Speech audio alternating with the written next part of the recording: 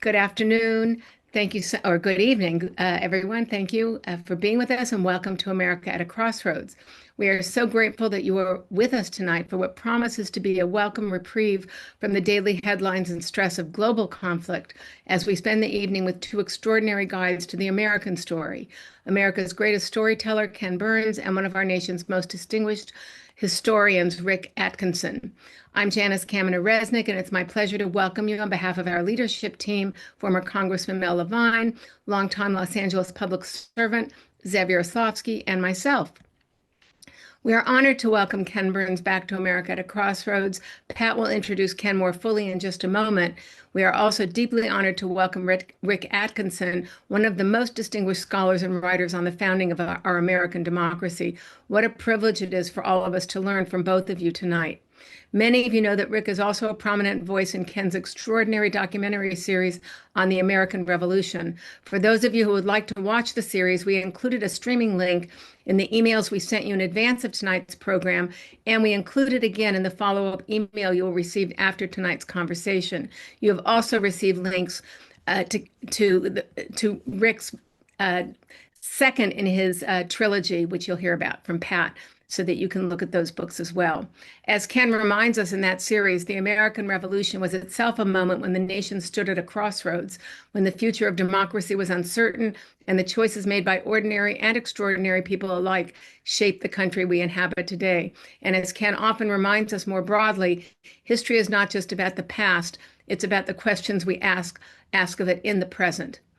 And of course, we extend our warm thanks to tonight's moderator, Patt Morrison, whose intelligence, journalistic excellence, and remarkable career across television, radio, and print have earned her virtually every major honor in journalism, from Pulitzer Prize to multiple Emmys to Golden Globes. We are truly fortunate to have Pat as part of the America at a Crossroads family.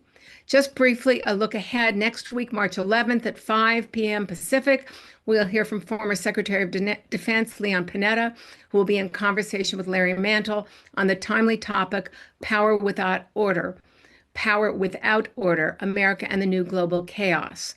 In the weeks that follow, we will celebrate the completion of our 6th year of America at a Crossroads with our annual anniversary guest, Jennifer Rubin. She was our very first speaker on this series that we started, which we thought would last for a month, but now has been in existence on Zoom for 6 years.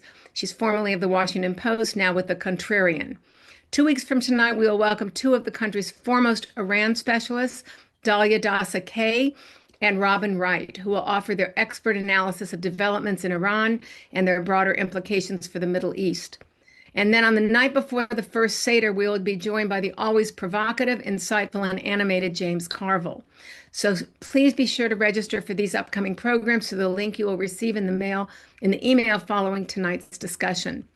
In a complicated moment for our country and our world, it is heartening to gather with people who care so deeply about ideas, history, and the future of our democracy. We are very grateful to our audience. And now it is my great pleasure to turn the program over to Patt Morrison. Pat, thank you. Thank you, Janice, and thank you to all of you. A phrase you're going to have to commit to memory over the next few months, sesquibicentennial, the 250th anniversary of the Declaration of Independence, the birth of the United States of America, at a time when we have a lot of questions about the country and its future, and are revisiting or looking more closely at aspects of its past, which is why we titled this program Revolutionary Crossroads: How America's Founding Era Illuminates Today's Struggle for America's Future. Backdrop, of course, is the Extraordinary American Revolution series by Ken Burns, and figuring significantly in that, of course, Rick Atkinson, our other guest, who is a New York Times bestselling author of many works of history, including The Long Gray Line, the Liberation Trilogy, and the second of his three volumes of the Revolutionary Trilogy is out. He, too, has won numerous awards, Pulitzer Prizes for history and journalism, and we'll have a link to his website. And we welcome back Ken Burns, the accomplished student of American history. The subject, the American Revolution, a project he undertook about 10 years ago, of course, seeing that this moment was coming and seeing that we needed to look more closely at where our country is going against the framework of where it's been. This country is about reinvention, but our past is still our past, and we need to consider it in the context of today. There's also a companion book to this series, which you can find a number of places online.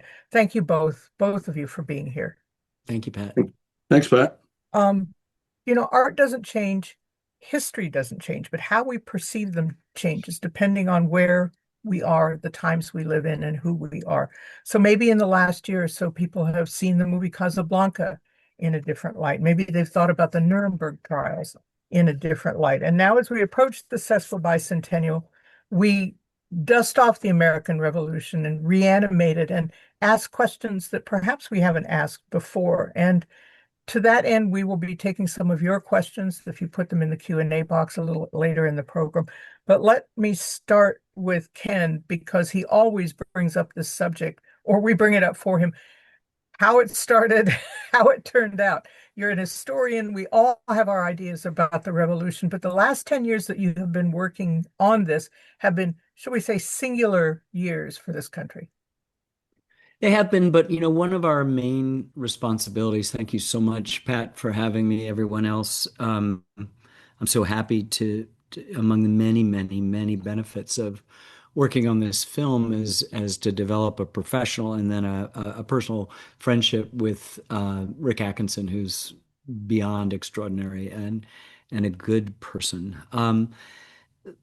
One of the most important disciplines that we have to have is to not spend any time sort of tooting the horn of the present moment, of pointing out how much this past event rhymes with the present moment. Our job is to tell the story. And actually, history does change as we find new things, as we rearrange our focus. Sometimes it's all military, sometimes it's all social, sometimes it's just bottom up, sometimes it's just top down of the boldface name. So we have it's funny that we think of the past as fixed when it's actually extraordinarily malleable. We began this project in December of 2015 when Barack Obama had 13 months to go in his presidency. We finished it, broadcast it last November. There was a lot of water under the American bridge, a lot of it rhyming at different times, as Mark Twain might say, with the current events of whenever it was. A lot of it perpetually rhyming, some of it no longer rhyming. And what you don't want to do is date yourself. We have one of the most extraordinary events in all of world history, our American Revolution, which is beyond complex.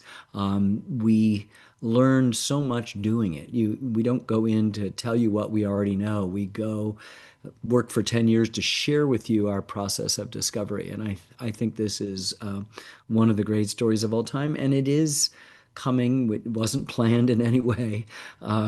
The fact that it is coming out in advance of our 250th, we say semi-quincentennial. I love everybody's got a different sort of thing. So 250th sounds easiest for me.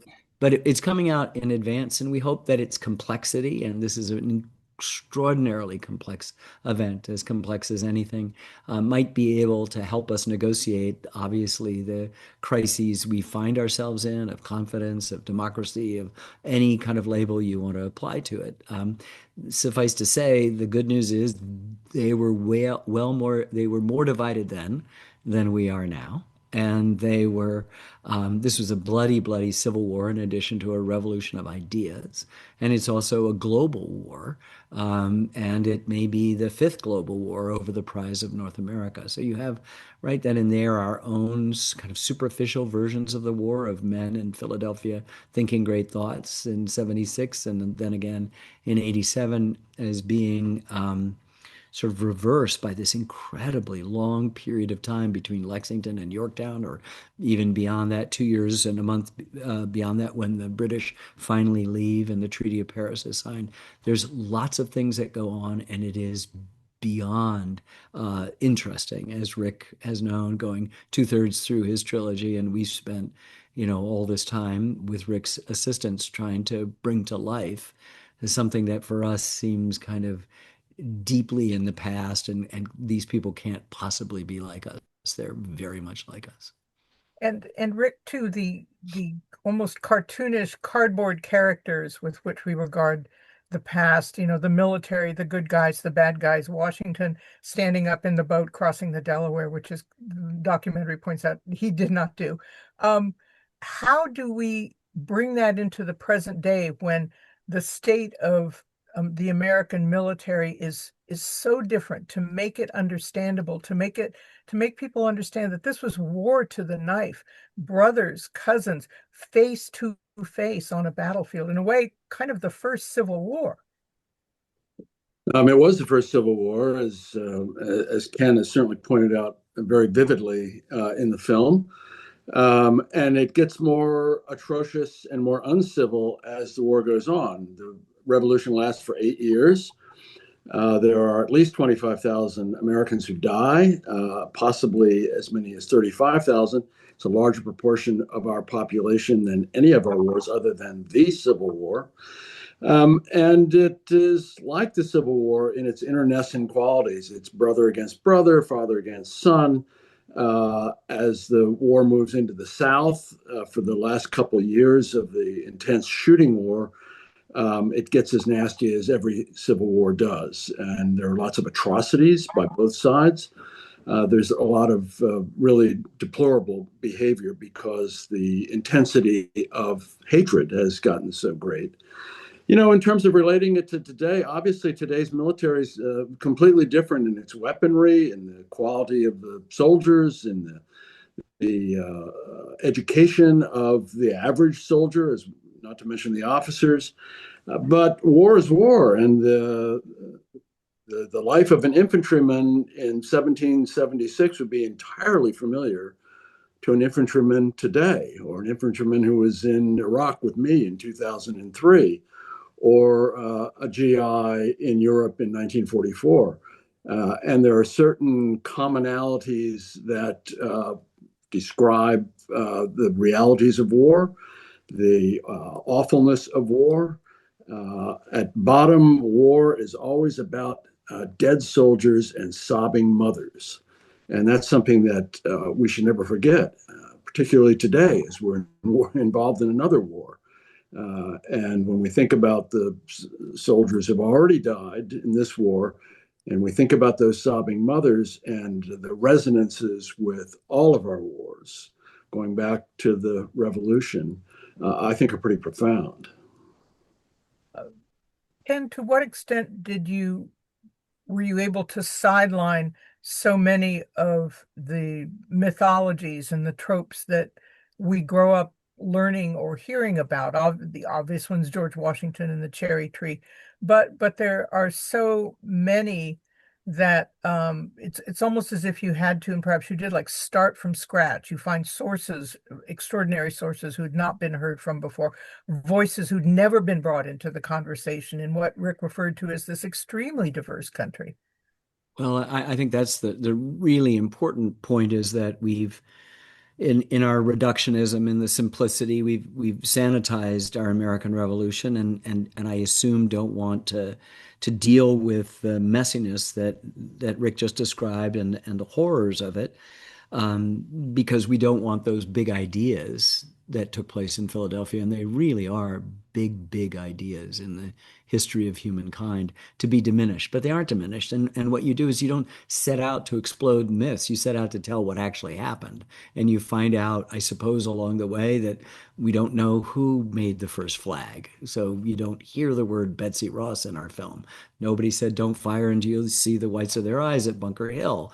They just had, in 3 different attacks, different amounts of yards before they fired. We don't know if Nathan Hale said, "I regret that I have but one life to give for my country." So these things we're not pointing arrows at them and saying, "Look, this did not happen." We're just passing by moments that may or may not be familiar in a country that has grown more and more ahistorical. We've actually just tried to tell an important story. And what is important is that these 13 colonies have the widest variety of people in it. There are 3 million or so by the time the war is underway, 500,000 of whom are enslaved or free blacks. There are many native peoples living within, assimilated. There are many native peoples who are trying to coexist. Their land was taken from them. There are native nations that are as distinct as France is from Prussia on the western borders that have been on the international scene with diplomacy, with trade, with military things. They've been to Paris, they've been to London. They understand things in a way that our simplistic view of them belies. And I think that we have we have half the population of women who never get credit for the extraordinary role they play in keeping alive the resistance in the years leading up to the revolution. And then they're always there at every battle. And all of those stories need to be told. You also have to feel like what's it like to be a German soldier who's the hired gun of the British Army? What's it like to be an Irish or Welsh or Scottish or Irish English soldier? What's it like to be a French diplomat making a decision like, I'm a Catholic nation and I am going to support mostly Protestants rebelling against their monarchy. How is that ultimately going to work out for me, other than the fact I'm blinded by my hatred for Great Britain? And so it only took 13 years to figure that one out. You have lots of conflicting things, and it just makes it so interesting and so fascinating. And while it's important to focus on the extraordinary bold-faced names of those top-down figures, which we do, but try to make them dimensional and not kind of the two-dimensional people, the cherry tree people that we've inherited, from the worst possible reporting, but to also introduce dozens, scores of other people, bottom up, you would say, who are as important to a full understanding of the war. If you get to know Joseph Plum Martin, from Connecticut, who signs up a few days after the Declaration is signed in 76 and is blooded in the biggest battle of the Revolution, the Battle of Long Island, a horrible Patriot defeat, and is there at Redoubt number 10 at Yorktown going over the top. His boss is Lafayette, his boss is Hamilton, but he's there going over the top as a seasoned soldier. If he might still be 19, or he's just turned 20, and he's been doing this for many years, and he's good at what he does, as Rick pointed out. And let us not pull any punches. The whole idea of war and the whole idea of soldiering is to kill. That's it. There's one moment where Rick, I think the figuring was that the Battle of Bunker Hill, if you counted up the dead Americans and the cost to the British, 20,000 pounds a head for each American at Bunker Hill. So the British were very deeply invested in this. And you talk about the revolution being the most profound questions people could ask themselves, but there were also mercantile considerations. I mean, it was taxes, it was control of the press that got a lot of this started. So as I'm watching the series, I'm wondering, where are the off ramps? At any point could there have been an agreement or a treaty that said, Britain said, okay, we're good with this, go ahead, and there would not be a United States. There would not have been any of these battles. Well, there are always alternatives to war. Every war that's been fought, there are alternatives to it. There's non-war. In the case of the American Revolution, it's 10 years of grievances that have built up in the 13 colonies. They have become accustomed to autonomy. There have been benign neglect from Britain for more than 100 years. And so people in New England and the mid-Atlantic states and in the South were accustomed to controlling their lives. They had town councils and they had committees of safety that made decisions on behalf of local citizens, at least those who were enabled to vote, which was pretty widespread in America, more so than in Britain.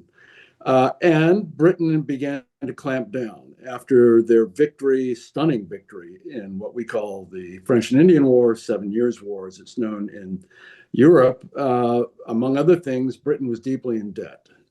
They had doubled their national indebtedness, and so they were looking to recoup some of that money from the Americans.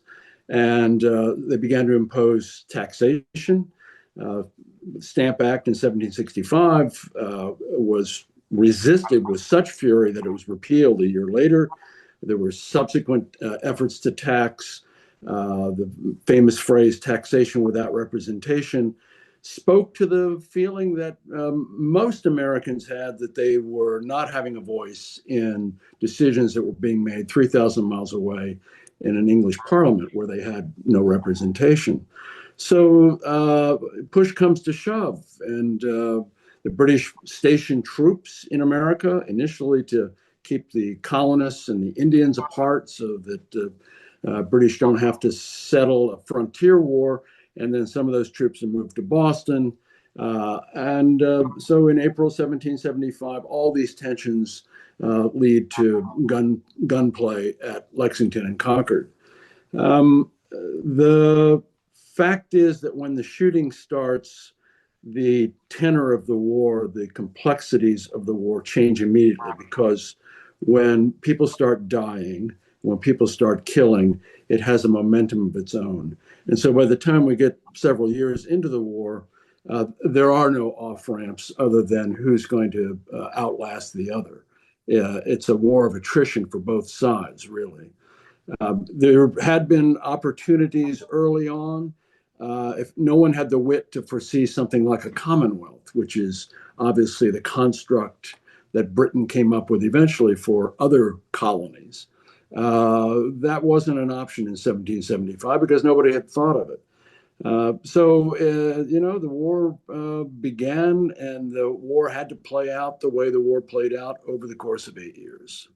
And you use the word ahistorical, but I think we find ourselves in a moment of at least official anti-historical, where erasure is a deliberate policy in public places and on public sites. What does that say about how we regard the history of this country in some quarters, and that you would have encountered early on in your research too? I think it's part of an authoritarian playbook to make things as simple as possible. And what we know and what we celebrate in a democracy is just how messy and complicated everything is. I don't think we need to overreact. A judge has already ruled that those plaques have to go back up. I don't think anybody really wants to be sold the kind of simplistic, superficial version of things. We want a good story. That's how human beings negotiate the incredibly painful fact that none of us, no one in the sound of my voice, gets out of here alive. And we tell stories to each other, and history is very much a part of that. And the attempt to sanitize it is just the attempt to somehow control events which are a priori messy. And there's nothing you can do about that. There's, in fact, something to revel in the complexity of this. Rick is listing, the reasons for the war. You also have Native American land. In 1763, before the Stamp Act, the Brits can't defend us. So they say you can't go over the way you've wanted to, young, farmer, and just take Native American land or buy it from somebody who doesn't own it. Or you can't, George Washington or Benjamin Franklin, speculate or continue to speculate in tens of thousands of acres, which both of those men and many other famous men were doing. And so to taxes and representation, you add Indian land, and you've got an incredibly potent view. And what happens, one of the reasons why there's no off-ramps is that as often happens, and you study wars, the acceleration of rhetoric, the more we call the Brits tyrannical, the more tyrannical they somehow seem to act to us. And the more they call us radicals, the more radical we seem to act. And there's a wonderful quote in our film by Samuel Johnson who just says, nobody knows how to retreat. Nobody knows how to get back. And it is in that retreat that there might be the possibilities of the off-ramp, or as Rick said, a kind of Commonwealth idea that would allow us to going back to having the same, as they put it, salutary neglect of us, which is the way we liked it. Rick and I were just in London, and we were with our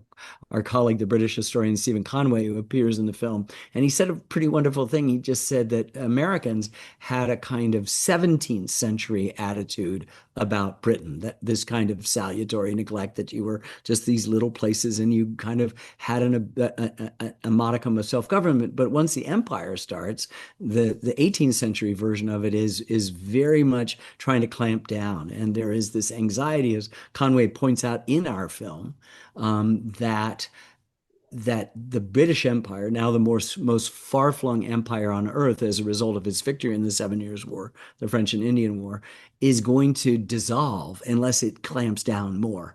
And so in much the same way people feared that the Roman Empire had declined, the Brits begin to do the very thing that will ensure that their empire will, of course, begin to dissolve. And we're the original anti-colonial movement. We sponsor all sorts of movements. And just addressing one other thing that you said much earlier is that democracy is not the intention. It's not the survival of democracy. Democracy didn't exist before this. This is new ideas, and the original ideas have nothing to do with democracy. And what they have to do are sort of taking this argument between British people that suddenly, because we're in the middle of the Enlightenment, get broken out into natural rights. And all of a sudden you're saying, we hold these truths to be self-evident that all men are created equal. And once you've done that, the cat is out of the bag. Slavery will be over. Women will get the right to vote. It may take a long time to do it, but you see that democracy becomes an unintended consequence of the war, because the people who are going to do the principal people who do the fighting and the dying are not the moneyed, propertied men who are in Philadelphia deciding these big ideas. It's going to be teenagers and second and third sons without a chance of an inheritance, and recent immigrants from Germany and Ireland, and felons and ne'er-do-wells. And they're actually going to do most of the fighting and dying, and something has to be offered to them. And what happens is that the original idea begins to look a little bit more democratic, small d democratic, as the war goes on, as the country emerges from the war and tries to figure out how the hell do we come together. To that end, Rick, there was a quote from the British statesman William Pitt in the documentary. I never would lay down my arms if a foreign troop landed on my country. And you can take that several ways, but was there some kind of spiritual advantage? That may be too strong a word, but we look at the victory by the American side in all of this as predestined. Just from watching the documentary, it seemed a very near thing. But you had on one side British money, British power. On the other side, you had this sense that Pitt referred to of not in my country, you won't. Well, Pitt, or Chatham as he becomes, because he's raised to the peerage, and he has been a very large figure in Britain's success in the 7 Years' War. The empire that's created out of that war is largely a construct of Chatham's. But he recognizes that the resistance that the British encounter right away, right? Lexington, Concord, Bunker Hill, all of that is people determined not to be pushed around by an invading army. It is a near run thing over and over again. It's a knife's edge. As late as 1780, when Charleston falls in May, and the 5,000-man American army that's in Charleston is surrounded, besieged, and destroyed, with all of those men either killed or sent into British prison camps. That's a very dark moment. That's 5 years into the war at that point. And there were other periods, Washington retreating from New York after the Battle of Long Island that Ken referred to, and he's crossing New Jersey and into Pennsylvania, and he writes to his brother and says, I think the game is pretty near up. That's a dark moment, and there are lots of dark moments. When you look back on it, and even at the time, there were moments that seemed miraculous, that the army escaped, that Washington wasn't killed or captured, that the cause lived on. I'm reluctant to say that there's anything spiritual about it, because trying to depict the British as evil or wrong is historically wrong. Trying to depict George III as a sinister ninny prancing across the stage every night in Hamilton is historically inaccurate, although it's brilliantly entertaining. He's a constitutional monarch. He's a child of the Enlightenment. He's a great supporter of the arts and the sciences. He's a patriot king. That's part of the complexity of this wonderfully complex story. The other side is not evil. They have their reasons for doing what they're doing. He has his reasons for waging war against his own people for 8 years across 3,000 miles of open ocean in the age of sail. And they're cogent reasons. They're just not reasons that we Americans are willing to buy. And he is not willing to see our side of the story. It's the complexity of it and the nuance of it that I think makes it extraordinarily relevant today, makes it compelling 250 years later. And the fact that these are not marble men, that they all have feet of clay, makes them much more human and makes, in my view, and I think Ken shares it, it makes us feel closer to them because they are very much like us in many ways, including their flaws. Ken, the mention of marble men puts me in mind of part in the documentary, the Conway Cabal. This was an anonymous, it's like today's online social media, these anonymous complainers saying, oh, you think too much of George Washington, you worship him, you treat him like a god, it's hero worship.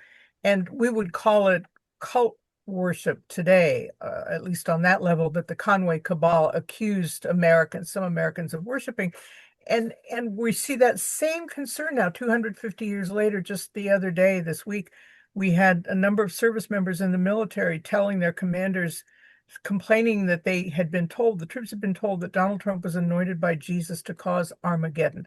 So this idea that we want a strong man beyond, as Rick was saying, someone with feet of clay is not worthy of this kind of almost divinity of worship. Where does that resonate for today, these lessons that George Washington gave us of leaving the field, leaving the office when the job was done versus this moment?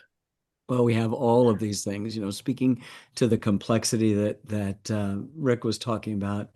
Our writer, Jeff Ward, said a wonderful thing is that if you see these people as perfect, idealistic ways, then there's no way you can be like them. But as you get to know them, you see how deeply flawed they are. And as they're deeply flawed, their flaws remind you of your own flaws. And then all of a sudden they're accessible. And while we're not George Washington, we're not Thomas Jefferson, we can now relate to them as soon as we give them dimension and human characteristics, which of course they have. Jefferson himself writes in the Declaration, all experience has shown that mankind are more disposed to suffer while evils are sufferable, meaning that we've spent a long time buying whatever it is that the authoritarian is selling. And we, whether it's the trains running on time or the messianic quasi-religious sort of symbolism of this, but we've been as human beings through most of all human history subjects. And all of a sudden, on July 4th, 1776, there are people who are citizens, and that's a big moment. And it's a wonderful moment, and essential to that moment is the responsibility that Rick feels in his extraordinary work, and we try to do in our films, is an allegiance to the honesty of this. There's a moment, by the way, as the snow is melting after the terrible winter, not the worst winter, at Valley Forge. Morristown 2 years later is going to be even worse. But there's a German language paper in Lancaster, Pennsylvania, that refers to Washington as Das Landesvater, the country's father. And you had a sense there for all the flaws of Washington. He's a slave owner. He owns hundreds of human beings. And as Rick says, every single time we're out, you cannot square that circle, and you cannot square that circle. And he's rash. He risks his life at Kips Bay and Princeton and Monmouth, riding out on the battlefield, sometimes changing the course of the battle at Monmouth, but other times just risking his life in a way that the cause is over if he's lost. And he makes these tactical blunders at Long Island and Brandywine and other places, but he picks good people to work for him. He's defers to Congress. He shows an amazing humility. President George W. Bush wrote an essay about George Washington recently that spoke and addressed this overweening humility. And it's not false either. Though he has a temper, he's very commanding and he knows it. He owns every room he's ever walked into. And he's one of the richest men in America who's sacrificing everything for this completely untried and untested cause. And then he convinces people to fight in the dead of night. And he convinces people from Georgia that they're the same as people from New Hampshire. And he gives up his power twice. It's amazing. And there's something exhilarating in this day when we want to throw out an old top-down version of history and replace it with just a bottom-up one that, in the American Revolution, that doesn't quite work. And that you can actually say that without George Washington, we don't have a country. And there's something sort of thrilling and liberating at that. At the same time, our film is populated by dozens of people you never heard of, because I had never heard of them. Rick's heard of them, but that are part of this story and give it dimension and also fill out the portrait of Washington, just as Washington's energy and leadership helps us understand the people who are willing to go to battle, the teenagers, are going to cross the Delaware, whether they're standing up or not, and in a snowstorm, not lay down. As the only two American deaths at Trenton are two guys who lay down and froze to death. And one of our guys wants to lie down, and his guy won't let him, just keep circling around the fire, and then we'll move on. Yes. And we'll get there. John Greenwood doesn't expire. But it's so amazing that in this improbable moment where it's just been loss after loss after loss at Brooklyn and at Kips Bay, at White Plains, all across New Jersey, retreat, that he turns around and attacks and is not only successful, but they're two American deaths. I mean, there are people who are wounded, but it's two American deaths, and it's just those guys who lay down and went to sleep and froze to death. Rick, you talk about, as Ken was talking about, something that engaged the whole country. People of this very diverse country were engaged. The immigrants from Europe, women, slaves, of course, very much at stake for them. Native Americans who'd been betrayed before and who were being courted by both sides. We hear of slaves who defect to the British essentially because they think they get a better deal for freedom from them. And so all of these people for this brief spell came together enough to make this revolution happen. And then, of course, very quickly, the factionalism set in, which we have seen as a theme of American history and maybe of world history, that people can unite in a crisis and then retreat to their corners and end up, in some cases, almost defeating what it was they fought for. Well, there's plenty of factionalism from April 19th, 1775, when the war begins. You've got about 20%, modern scholarship shows, of the white American population of 2 million who are loyalists. And they want nothing to do with a rebellion against what they consider to be their lawful monarch. That's 400,000 people. 500,000, as Ken has mentioned, are blacks, and they don't have a voice or a vote in this. They are lured by both sides, particularly by the British, who see them both as a manpower pool and also, especially in the South, see drawing enslaved blacks away from the plantations as a way to wreck the economy of the South and to put a break on the American war effort in the South. So, you have immigrants fighting on both sides, Irish, German, and other immigrants. You have the complexion of the American army changing significantly over the first few years of the war, where there have been propertied freeholders and what we would call middle-class tradesmen in the army who are eventually, they have to go back to their shops and their families and their farms, and they're supplanted by drifters and the unemployed and recent immigrants from Protestant Ireland, because there's been another famine and the collapse of the weaving industry. What you have is this huge melange of motives and commitments. People switch sides depending on the extent to which they feel threatened by either the British in their backyard or militia rebels in their backyard who can act like the Taliban, frankly, in their overbearing treatment of people who are loyal to the British.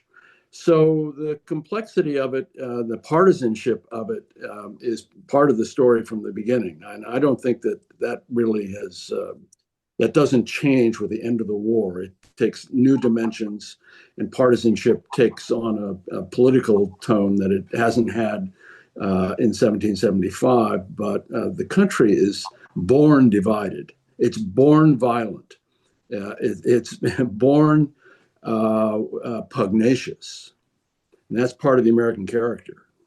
And as I was watching and thinking about lessons for today, just what Rick was saying about, one neighbor to the next, one is a loyalist, the other is a patriot, and the incredible crimes that each committed in the name of its cause. I think, isn't this a question that we're asking ourselves now, and maybe we have often through history, of which side could I be on? What could I sacrifice? How much would I be able to do, to take, to offer in this? And these moments perhaps don't come along very often, at least with the drama that the Revolution did. But isn't there a feeling now that there's a clarifying kind of thinking going on? I don't agree with that. I do believe what you said, though, and Rick articulates it. It's no accident that he's the first talking head that you see, and no accident that he's the last talking head that you see. And maybe before this evening is through, we'll hear from Rick paraphrasing what he'd say there. But I do think that when you look at the American Revolution and you suddenly realize it's not just us throwing off the bully British who are 3,000 miles away, but it is this violent, violent civil war that you begin to say, in all honesty, which side would I have been on? And as Rick said in the opening, what would I have been willing to die for? That's the most profound question you can ask. And that's really what it is. And the fact that you've got in the British constitutional monarchy, one of the great forms of government that exists. There's problems in North America, and those North Americans are going, what about something else? But that something else had never been tried. And it's wholly new. And there's something just spectacularly energizing and exhilarating about contemplating these things. And I don't think we need to carry through. Look, the Old Testament, Ecclesiastes, says what has been will be again. What has been done will be done again. There's nothing new under the sun, which suggests that human nature doesn't change and that human nature superimposes itself over the seemingly random chaos of events. And we like to say history repeats itself. It doesn't. No event has happened twice. But we do see patterns and themes and motifs and echoes, and as Mark Twain is supposed to say, rhymes. So they're there. But the important thing is what actually happened. And I think that's where we've got to be most on guard, is to make sure that our history isn't manipulated by those in whose interest it is to paint a simplified version or one that looks not diverse. In which you are taking down plaques or you're taking out books on Jackie Robinson at the Naval Academy and leaving in 2 copies of Mein Kampf. I mean, that's the stuff that the bells and ought to be going off, the alarm bells ought to be going off for us. But I think with regard to the kind of work that Rick and I do, it's really getting in there and trying to figure out what actually took place. And the more messy and the more complicated it is. I have in my editing room a neon sign that says it's complicated in lowercase cursive in neon. And it's there for lots of different reasons, not the least of which is if you're a filmmaker and a scene is working, you don't want to touch it. But if you find new and destabilizing information in our work, my work, the facts have to win over the art. The art can just wait for a little bit, and you can figure out artfully how you might now begin to graft onto this scene that works the information that takes it from working to maybe less working. And that's what I've done for 50 years, and there's something incredibly satisfying. They're little decisions that you make that no one will ever notice, and they're gigantic decisions that everybody will notice, that are all part of this process of structuring and understanding what took place in the past, and presenting it not in an encyclopedic form, but in this way that all human beings need, which is a story. And we tend to, in our media culture, we tend to, in our political climate, reduce things to binaries. And the novelist Richard Powers said the best arguments, which is a binary thing, won't change anybody's mind. The only thing that can do that is a good story. So a good story is a kind of benign Trojan horse that you invite in, and all its complexity, it spills out, not to murder the populace and destroy the city, but to transform it, to say, that thing you really thought about the revolution, it just doesn't work. But this is so much better. This is so much more interesting, and it has the virtue of being truer.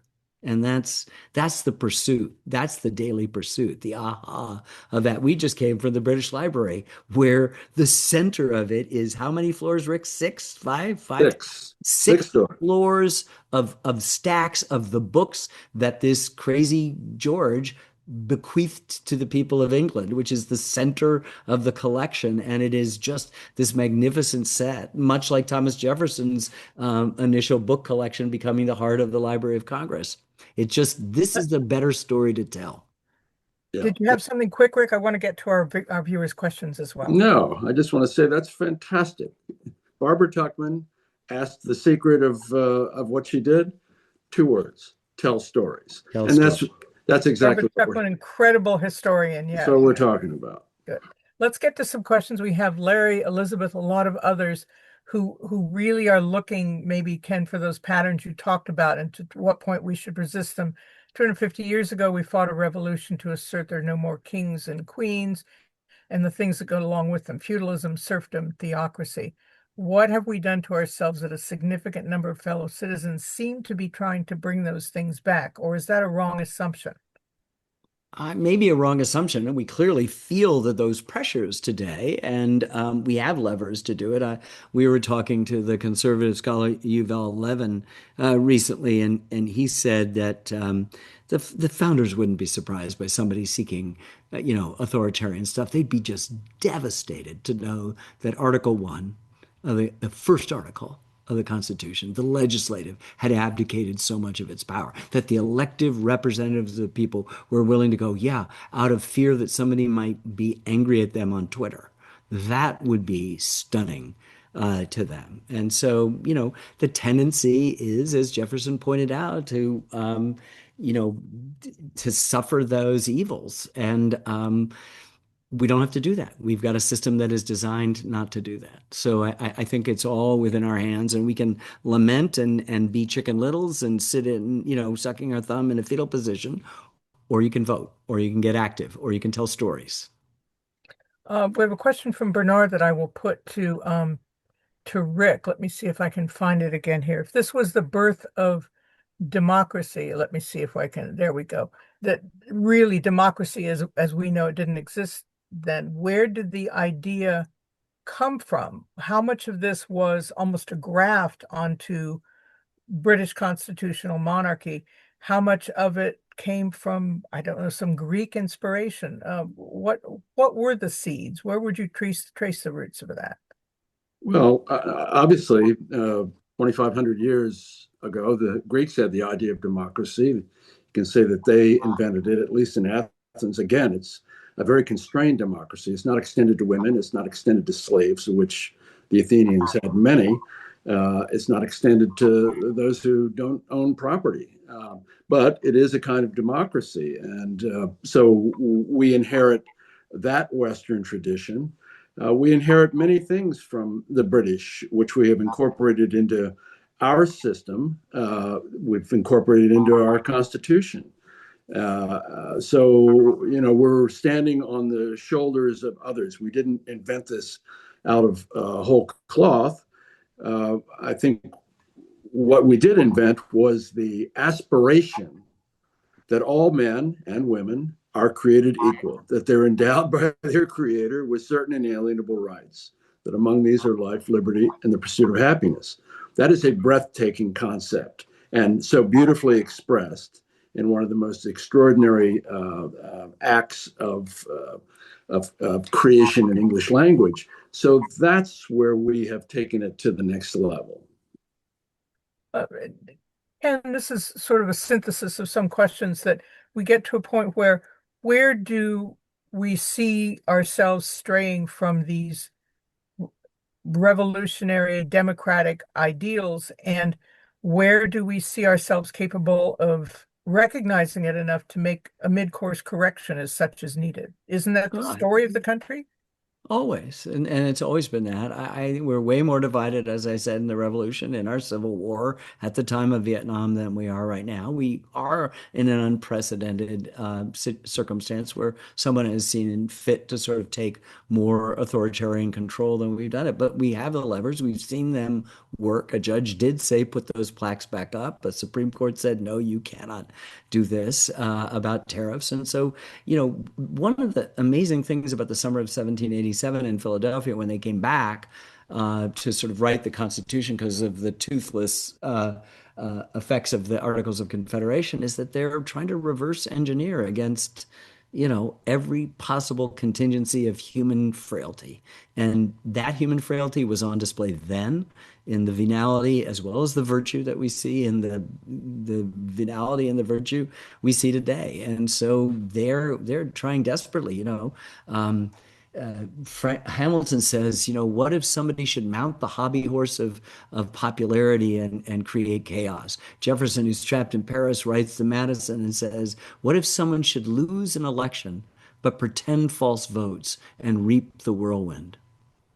They're like trying to figure out how to write the code to make sure that stuff won't happen. And then it just becomes, this is, as Madison said about the Constitution, it was a dead letter unless life was breathed into it by the people. And let me yield to Rick to talk about the poet Archibald MacLeish, because our idea in our discussions of this are essentially passive, and it cannot be that. And MacLeish had a pretty good, not warning, but a kind of way of understanding this that takes it out of the discussion, takes it out of the argument and out of the passivity into something more muscular. Yeah, MacLeish was a librarian of Congress. He was a Pulitzer Prize-winning poet. And he wrote at one point that democracy is not a thing that is done. It's something that a people must be doing. And that really expresses the fact that it is a participatory sport. It's not a spectator sport. It doesn't work if you're not participating. The revolution and the constitutional construct that came later was not only about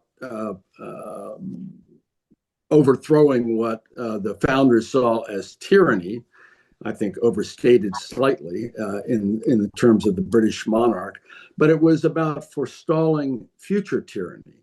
And that is an important thing to remember. They recognize that there is a perpetual danger to a republic, to a democracy. And as MacLeish said, yeah, there's danger and you got to keep working at it. So it's always in flux and always an effort. So we say in the Declaration, pursuit of happiness, right? We can Not debate happiness. We say pursuit of happiness, and happiness was not things, it was lifelong learning. And then we say 11 years later, a more perfect union. We are a nation in the process of becoming, and that sort of sense of opportunity in the moment. I mean, Rick was riffing on the beauty of that second sentence of the Declaration. There's so much untapped energy in that, and so much process, action in it, that it requires a sense. If you've got it, it's that. But if you're in pursuit of it, it's something different. If you're seeking a more perfect yang, you realize the extent to which the attention has to be constant. And we're right now participating in the chattering classes. All the time we spend talking here is not time we spend fixing it. Right. and all we can do is hope that the words that we hope that the words are in somehow galvanic later on. You know, that tomorrow morning you wake up and say, I'm not going to redo this and keep talking about it. I'm actually going to do something about it. And that's the thing that the Patriots do. They say in the last line, we mutually pledged to each other our lives, our fortunes, and our sacred honor. And they did.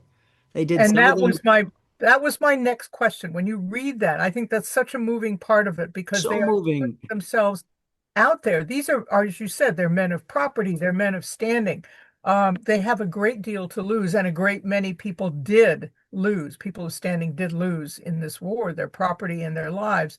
Um, but is this the red line? Is this the trigger line for Americans today? That if we go up to this line and we realize what's at stake, that we have to do the same thing in order to retrieve and preserve the democracy?